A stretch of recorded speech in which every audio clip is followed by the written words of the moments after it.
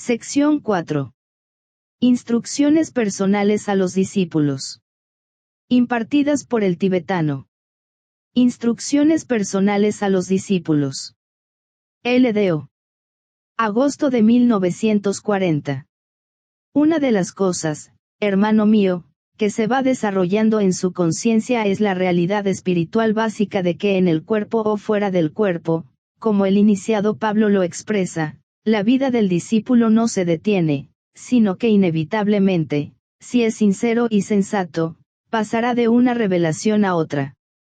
Pero para el discípulo consagrado, como lo es usted, esta revelación no se limita a las profundidades y alturas místicas, sino que acrecentadamente se convierte en parte reconocible de la conciencia cerebral, lección que va aprendiendo rápidamente, y por ello lo felicito.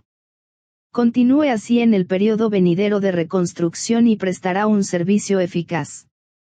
Pero, hermano mío, para ser verdaderamente eficaz tal como se desea, debe adoptar la actitud de que es un canal libre e ininterrumpido y no debe obstruirlo con sus ideas, sus planes y sus actividades del plano físico. No quisiera que dejara de forjar planes ni de trabajar activamente, sino que sea más discernidor y precavido. Le pido que reflexione sobre la utilidad relativa de inspirar a muchos para trabajar activamente en bien de la humanidad, o fomentar sus propias actividades y centrar todos sus esfuerzos en el trabajo de organización. Este trabajo le produjo algo de espejismo. Despertar en el corazón de sus semejantes el deseo de servir y aventar la llama del amor inteligente hacia el género humano, podría proporcionarle un adecuado campo de servicio, donde deberían colaborar activamente su personalidad y su alma, algo que puede hacer particularmente bien. Es muy raro poseer el don de la inspiración divina, el cual puede emplearse para afectar y energetizar a otros a la actividad, pero en usted es resultado natural de su polarización espiritual. Lo sabe y debería valerse cada vez más de esta facultad. Como le dije anteriormente, trate de ser, procure convertirse en un conducto para conducir la fuerza espiritual, cultive el poder de identificarse con aquellos a quienes trata de inspirar, porque lo conduce a transferir directamente la energía, desarrolle la divina indiferencia hacia el tipo de servicio que presta, y reflexione profundamente sobre la idea de servir por irradiación. Como ya sabe, los 5 rayos que rigen su expresión monádica como alma y personalidad, no están particularmente bien equilibrados. En esta encarnación hay un excesivo acercamiento de segundo rayo a la divinidad, en lo que a sus rayos concierne pertenece usted principalmente al segundo y al cuarto. Cuando los rayos de la personalidad, del mental y del astral están estrechamente aliados, el problema del contacto respecto a la relación e integración internas resulta siempre fácil. Pero si el conglomerado de la energía interna llega a expresarse externamente en el plano físico, aparece lo que podría denominar falta de rigidez y una respuesta demasiado fluida a los impulsos e ideales espirituales.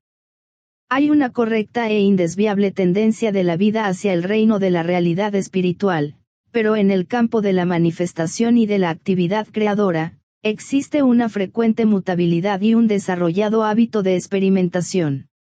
La misma versatilidad del segundo rayo, 2 veces repetida en la expresión de su vida, tiende a confundirlo respecto al servicio y a la forma correcta de prestarlo.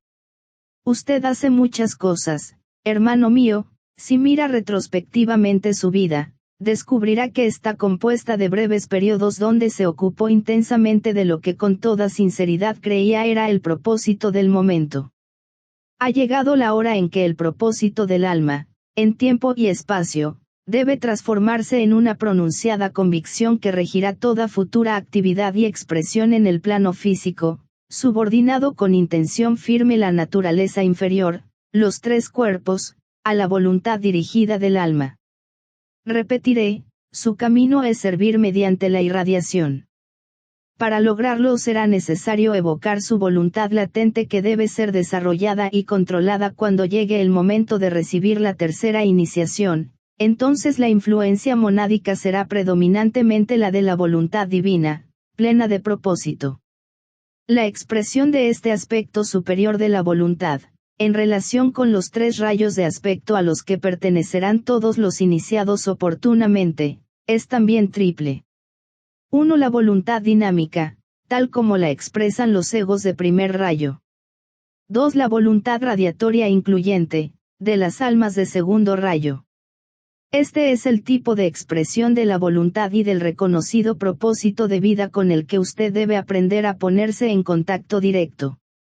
3. La voluntad magnética del ego de tercer rayo, que atrae, cautiva, manipula y ordena, de acuerdo al propósito divino. Este magnetismo no es análogo al del amor. Por lo tanto, en la meditación que trato de darle, tendremos principalmente presente esta voluntad radiatoria e incluyente, y durante los próximos meses quisiera que siga estas instrucciones. La vida es difícil en estos días, pero a usted no le falta valor y el sentido de la realidad interna lo mantendrá fiel a la meta y firme en la expresión. Mi atención está a su disposición y cuando la necesite puede llegar hasta mí. Agosto de 1942. 1. Permanezca desapasionadamente en el centro, con corazón ardiente, aunque tranquilo. 2. No sea el centro del trabajo que emprende ni del servicio que presta, sino conviértase en la vida fluida de ellos. 3. Transmute en ardiente amor hacia todo lo que alienta, la devoción a una causa, a mí, a sus hermanos o a su grupo. 4. Sepa que sus causas son efectos. Abandone los efectos. Busque el mundo de las causas. 5. 3 miembros de este grupo están cerca de usted. Descubra quiénes son y sepa la razón de ello. 6. Pregunte a su alma, ¿por qué el maestro D.K. me ha buscado? Septiembre de 1943. Hermano mío. Desde mi última comunicación, hace más de un año, la vida le trajo ciertos cambios radicales, algunos de ellos como resultado de la guerra y de las reacciones de su personalidad hacia la misma y unos pocos como consecuencia del impulso del alma. Estos cambios y sus reajustes resultantes fueron tantos y se produjeron tan repentinamente que no tuvo tiempo de ver con claridad, dentro de sí, la característica de cada cambio o su fuente de origen. Cada cambio en las condiciones de vida en el plano físico es resultado de alguna causa interna. Le insinué esto cuando le di los 6 enunciados que estaban destinados a ayudarlo en la orientación de su vida. Le dije, sepa que sus causas son efectos. Abandone los efectos. Busque el mundo de las causas.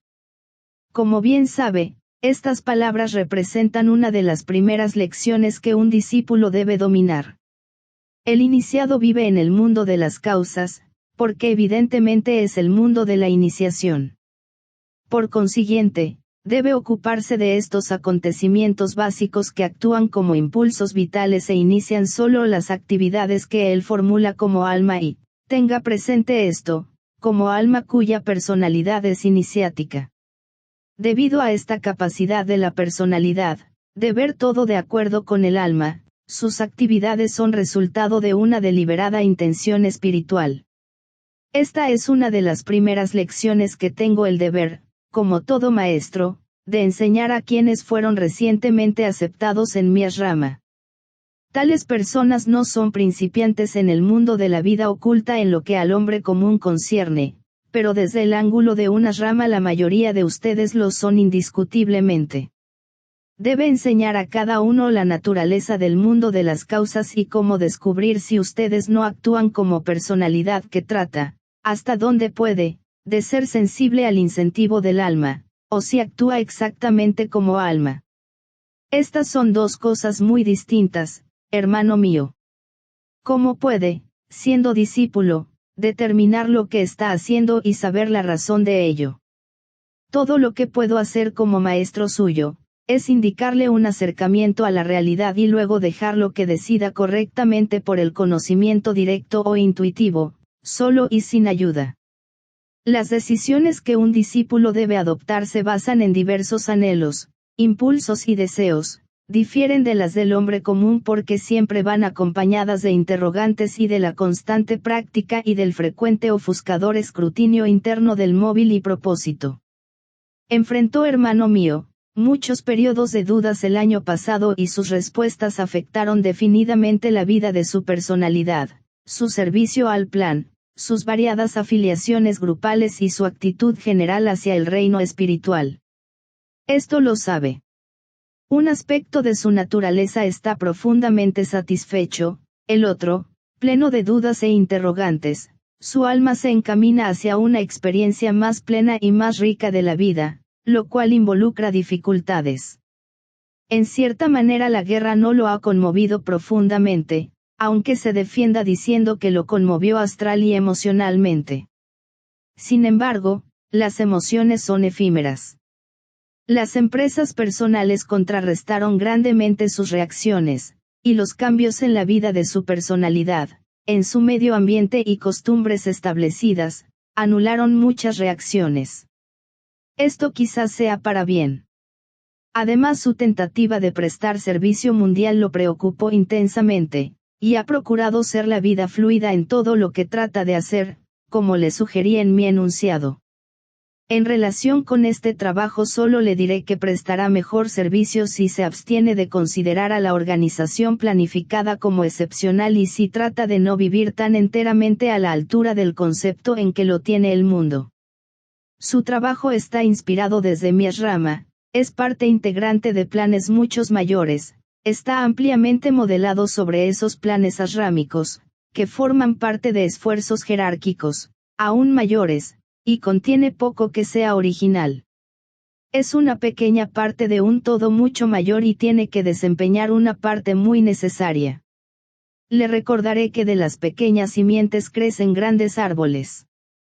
Su simiente es una de las tantas contenidas en una gran vaina, empleando un símbolo botánico, que contiene muchas simientes similares, que fructificarán como árboles todos idénticos.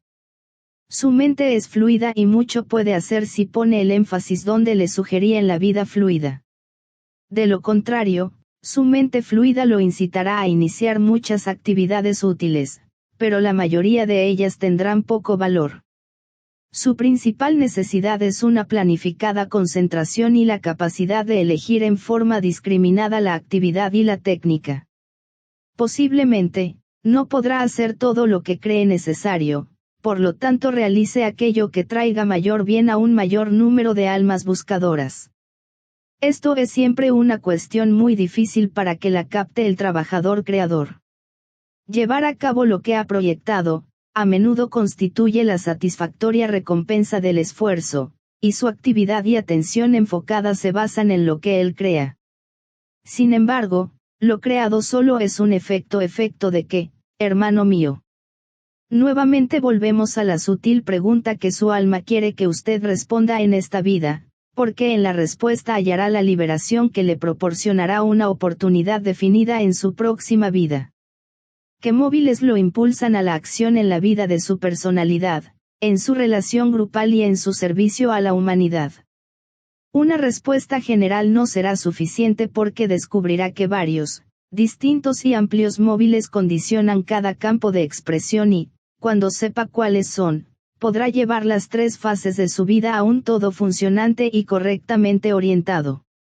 Su trabajo es el resultado del deseo de crear, o está impelido por el amor a la humanidad y, por lo tanto, es una respuesta inteligente y automática al llamado humano. Está nutriendo una pequeña y saludable simiente o tratando de trasplantar un árbol.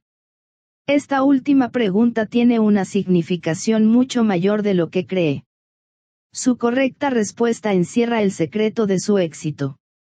Está colaborando con el plano, en realidad, con sus planes. Esta es también una pregunta importante.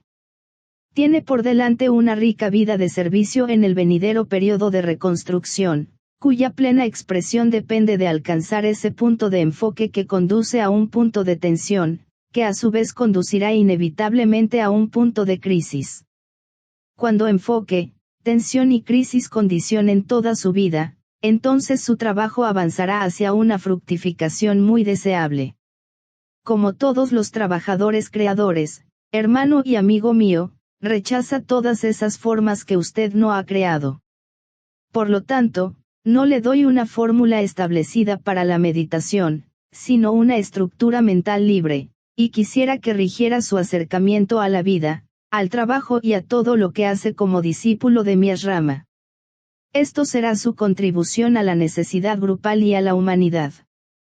Tome las 3 palabras que le di y procure tejer las energías que ellas representan en el diseño de su vida, aceptando gustoso los cambios que puedan traer y sabiendo que es el procedimiento correcto para usted, porque estos 3 conceptos rigen su necesario proceso evolutivo en este momento, como sucede para el conjunto de discípulos, y en menor grado para la naturaleza inferior en desarrollo. Y enfoque. Trate de asegurarse en un sentido amplio y general, donde reside el principal enfoque de su vida. Se halla en los niveles emocional, mental o del alma. Está enfocado conscientemente en la jerarquía, en mi asrama o en dónde. ¿Cuál es su enfoque diario cuando se observa a sí mismo todos los días de su vida? ¿En qué fijó su atención cada día, recordando que el discípulo se enfoca con frecuencia en un lugar, mientras su atención está en otro?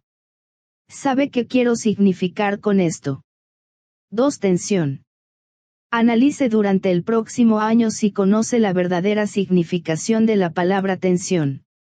Para usted significaría, hablando en símbolos que debería comprender, ese momento de exquisita sensibilidad que aparece justamente cuando la vida interna llega al punto de irrumpir en la luz.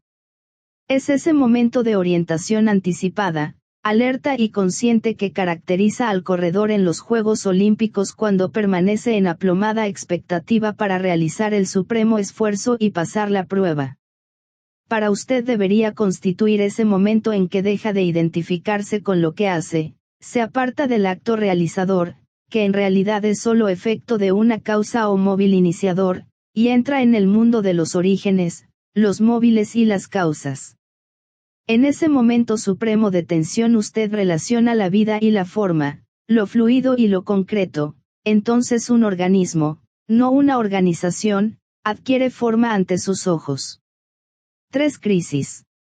La comprensión del sistema de correcta reflexión que generará los 2 procesos precedentes debe invariablemente desembocar en un punto de crisis. Poco puedo decir sobre esta crisis. Tendrá lugar de acuerdo a su capacidad para enfocarse según la correcta atención que obtenga, por lo tanto, la precipitación de la crisis le proporcionará liberación, libertad y claridad de visión y le permitirá entrar en la luz.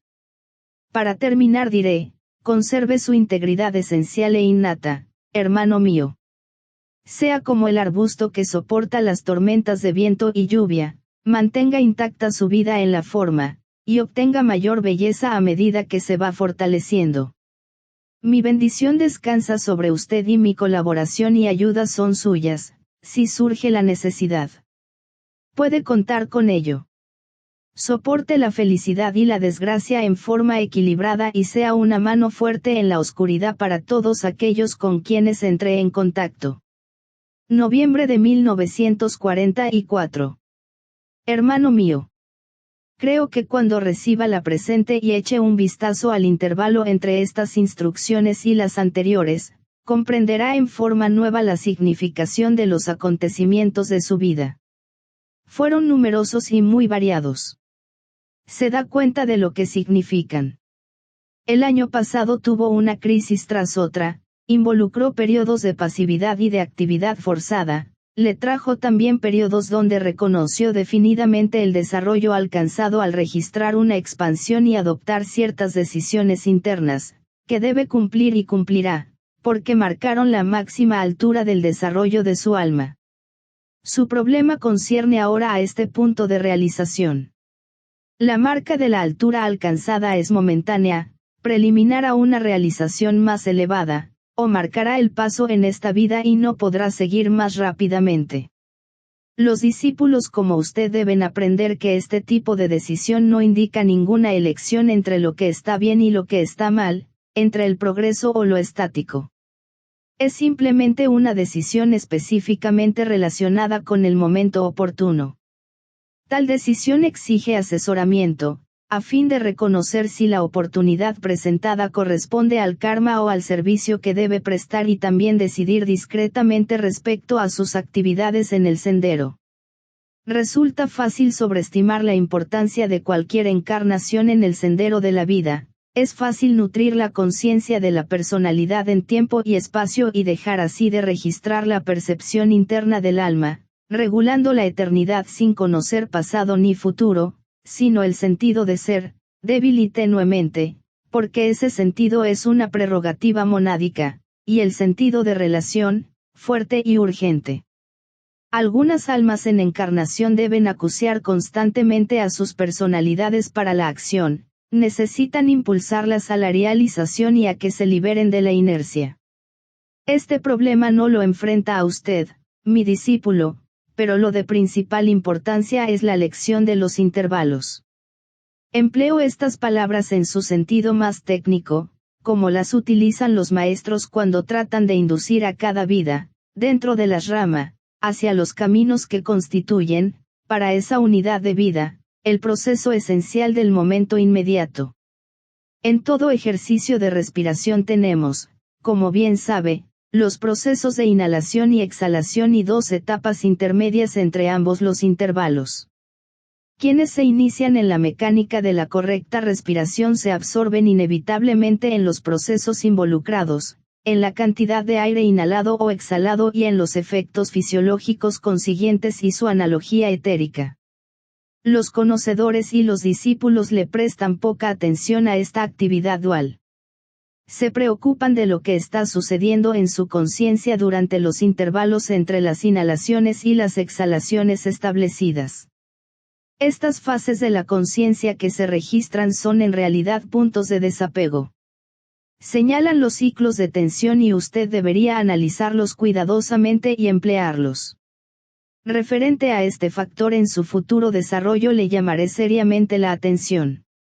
En mi última instrucción le di 3 palabras sobre las cuales meditar, destinadas a servir de tema para su trabajo de meditación durante todo el año. Mediante estas palabras usted podía calcular los procesos de su vida y determinar la actividad que debería emprender. Por medio de ellas, empleadas correctamente, también llegaría a la real comprensión de la ley de los ciclos en su propia vida, en la vida de un grupo afín y en la vida de la humanidad. Además están estrechamente relacionadas, como puede imaginarlo, con el ritmo de la respiración, que podría ser considerado de la manera siguiente, manteniendo presente las relaciones sugeridas. 1. Inhalación. Enfoque. Centralización de la vida. 2. Intervalo. Punto de tensión. Iniciación de las causas. 3. Exhalación. Crisis. Producción de los efectos. 4. Intervalo. Reconocimiento. Preliminar al enfoque. Estas fases de la actividad tanto positivas como negativas pueden ser aplicadas en todos los aspectos y actividades de la vida. Como personalidad puede experimentarlas e instituirlas, y todo el efecto de estas fases estará contenido en los 3 mundos de la vida de la personalidad. Mientras tanto, como alma y como discípulo, está en proceso de conocerlas y por el resto de su vida deberían establecer el ritmo de su esfuerzo. Más adelante en el sendero de la iniciación, volverá a aprender el mismo proceso en una vuelta más elevada de la espiral, dentro del ritmo planetario, pero ese momento aún no ha llegado. Al darle esta instrucción individual, hermano mío, le insisto que es necesario establecer este rítmico y cíclico aliento de la conciencia. Reflexione sobre esta frase y haga de este objetivo un asunto de real importancia para usted, hasta que llegue el momento de trabajar en los niveles internos, libre del cuerpo físico, entonces descubrirá que el esfuerzo es interesante y práctico. Que estas 4 etapas condicionen el diseño de su meditación diaria, marquen también el diseño de su vida diaria e indiquen el acopio de las fuentes de recursos para el servicio que aspira a prestar en la vida. Aquí me refiero al proceso de meditación, diariamente practicado.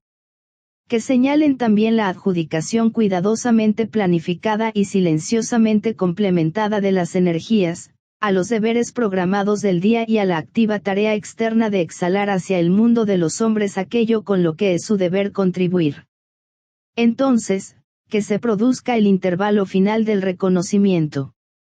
El punto sobre el cual quiero poner énfasis es la necesidad imperativa y permanente en lo que al resto de su vida se refiere de los intervalos que para usted constituyen momentos de crecimiento, son esencialmente las épocas de acopio, si puedo emplear una frase tan llamativa y desusada, y la simiente del samadhi. ¿Qué es samadhi, desde el punto de vista del iniciado y esotéricamente comprendido? Simplemente esos intervalos en la vida de servicio del iniciado en que retira todas sus fuerzas a un pozo de silencio, un pozo lleno de agua de la vida. En este estado de la conciencia surgen dos actividades definidas, tensión y reconocimiento. Sin estos intervalos de abstracción, su trabajo se debilitaría lentamente, como se debilitó la tensión anteriormente iniciada, su capacidad de atraer a los demás y mantenerlos fieles a la visión, también desaparecería lentamente, a medida que su poder de reconocimiento se fuera debilitando. Por lo tanto, cuando el iniciado trabaja en el ashrama, se retira en los momentos necesarios. Al inhalar la vida de la jerarquía y, acrecentadamente, la de la mónada, lo cual aprende a realizar gradualmente, y al exhalar la esencia viviente al mundo de las vidas que prestan servicio, depende cada vez más de los intervalos en los que cesan ambas actividades y él se sumerge en el ser y en la conciencia, partes intrínsecas del todo animador. Empleo la frase todo animador deliberadamente, para indicar que los puntos de intervalo no están relacionados en absoluto con la vida de la forma, sino con la vida de la vida misma. Soy demasiado abstracto con usted, hermano mío. No lo creo. Al mirar hacia adelante en su futuro y sentir la cualidad de su vida, sé que la nota clave de su programa interno debería ser siempre el reconocimiento de la demanda esencial que hace su alma para que se produzcan los intervalos rítmicos. Por consiguiente, el énfasis de su personalidad debería ponerlo sobre esta abstracción. No me refiero a abstraerse del servicio externo, sino a una actitud interna, constante, cíclica, de determinada y planeada abstracción. Si quiere estudiar sus combinaciones de rayo, observará que una sola de sus energías de rayo está en la línea que corresponde al primero, rayo al cual pertenece el séptimo tipo de energía. Los demás rayos están relacionados con el segundo gran rayo de amor-sabiduría. Esto constituye lógicamente un problema, hasta que usted recuerde que el séptimo rayo es el rayo del intervalo, un intervalo y un rayo que entran en actividad cuando el trabajo atractivo magnético de los rayos constructores está preparado para precipitarse al mundo fenoménico y crear, de acuerdo a la ley del ritual y ceremonial divino, nuevas fases del trabajo. Estas se inician en el silencio del proceso de abstracción, se liberan cuando el intervalo de tensión ha completado su trabajo y llegan a ser efectivas cuando el intervalo de reconocimiento hace posible un nuevo enfoque. No le indicaré las líneas que deberá seguir en su servicio, como discípulo de mi ashrama. Por medio de su matrimonio ha iniciado ciertas actividades, en la vida de su personalidad y en el mundo, mediante el orden que ha tratado de establecer. Debe continuar lo que ha comenzado, y puede considerar estas palabras como la afirmación de una realidad, como un anuncio profético o como una orden de su propia alma. Pero su éxito en ambos sectores de la vida dependerá del empleo eficaz de los intervalos. Solo usted puede determinar el momento propicio, y para que esto tenga éxito requerirá la satisfacción y el reconocimiento de la necesidad y también de la oportunidad espiritual presentada. Como un comienzo y a fin de ayudarlo a determinar la extensión de sus ciclos de inhalación y exhalación, le sugeriría que tratara de ubicar uno de los intervalos en el momento de la luna llena de cada mes, y el segundo intervalo al finalizar el trabajo de 3 meses, en el momento en que comienza la tercera luna nueva. Deberá determinarlo por sí mismo, y al hacerlo establecerá un ritmo básico en su vida, que nunca le pesará. Podría trabajar a lo largo de las siguientes líneas de abstracción rítmicas. 1. 12 breves intervalos abstractos mensuales, en el momento de las 12 lunas llenas anuales. 2. 4 breves abstracciones trimestrales, en el momento de las 4 lunas nuevas, dependiendo la fecha del principal intervalo inicial.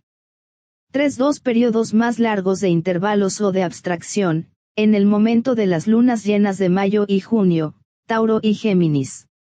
Estos puntos de abstracción interna, de intervalos en su vida subjetiva, pueden ser realizados sin interferir su vida objetiva de servicio, de obligación y de deber. Le recomiendo también estas 3 palabras como temas para la meditación. El año pasado le di 3 palabras: enfoque, tensión y crisis.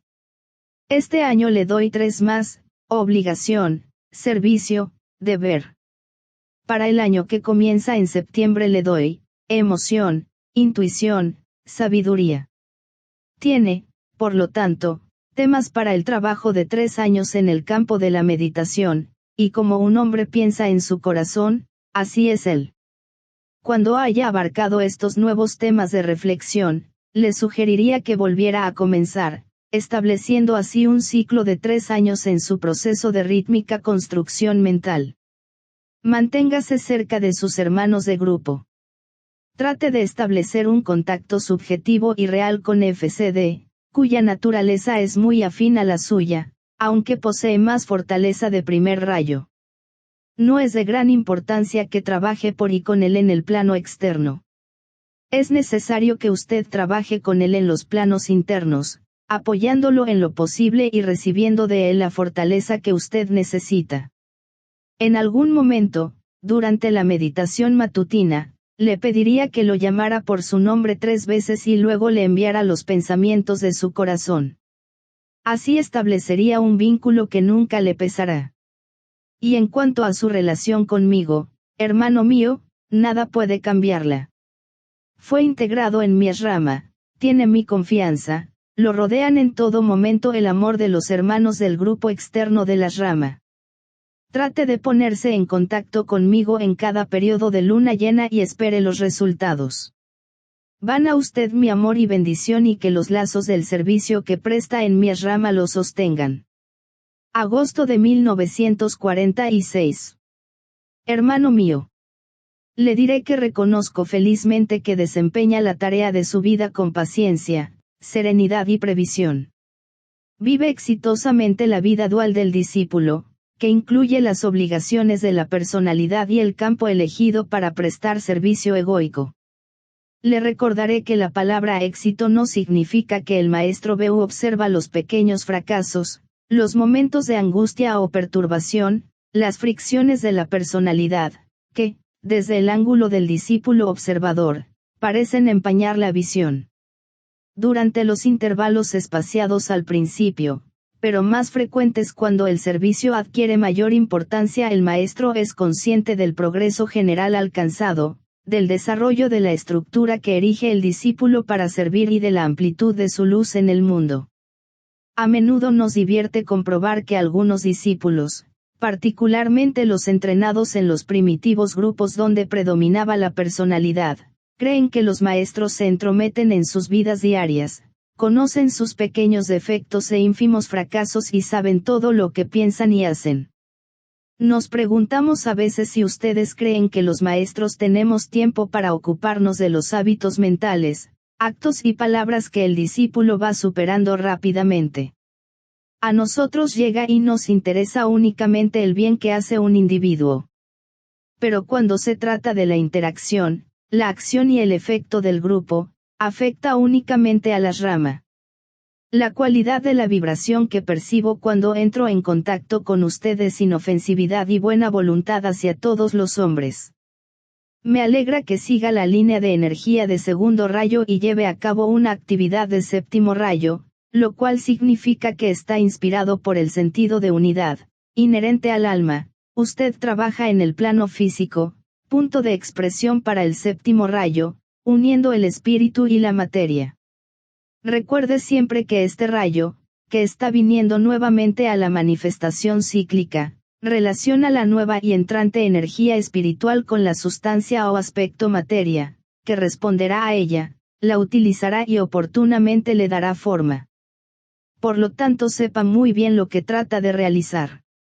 La principal necesidad jerárquica actual, más la necesidad de los trabajadores, es la formación en todas partes, de grupos como el suyo, y la relación entre un grupo y otro dentro del campo de influencia de ese supergrupo, la jerarquía. Miles de esos grupos se están formando, los hay en todos los países y oportunamente se fusionarán en un gran movimiento de buena voluntad, que es el espíritu expresado en forma efectiva. Los aspirantes de todas partes, los estudiantes de la escuela arcana en el mundo entero, y mi grupo de trabajadores especiales, como usted, deben entrar en contacto con estos grupos y unirlos en un solo punto, el de la buena voluntad. Necesariamente cada grupo debe ser libre para cumplir su propio destino y sistema de trabajo. La unidad es un ideal necesario y el anverso de la buena voluntad.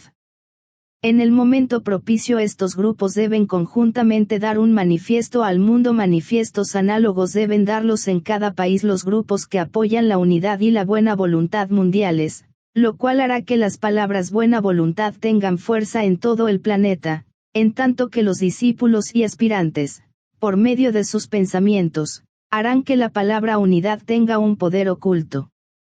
De esta manera un vasto grupo de hombres de buena voluntad trabajará en forma unida aunque independientemente, y en momentos de crisis mundial estará disponible una opinión pública dispuesta y organizada mundialmente, cuya fuerza y organización no podrá ser ignorada. Su canon de vida, hermano mío, ha quedado establecido, no trate de cambiarlo indebidamente, pero haga de su hogar un centro de luz espiritual y que el orden sea tan vibrante y viviente, que otros grupos puedan ser estimulados por él. Por lo tanto, tiene trabajo para toda la vida, y en él tendrán plena expresión todos los aspectos de la naturaleza. Para los discípulos solo tendrán real valor esas tareas que exigen la máxima cuota de innata eficacia. Si lo cree posible, le pediría ayudar, en lo máximo de su capacidad, a su hermano, discípulo FCD, cuyos rayos están estrechamente aliados a los suyos.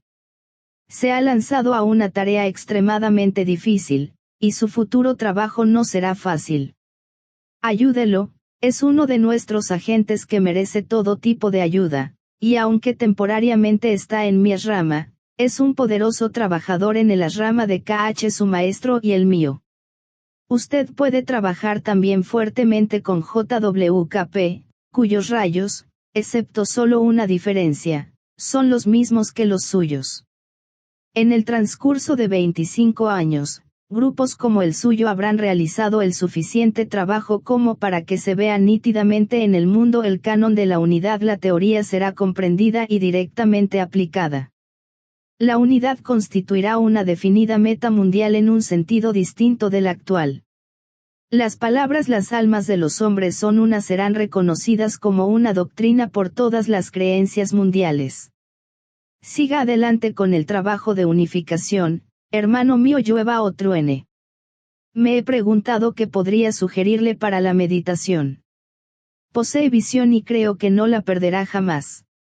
La meditación definidamente planeada no es fácil para usted.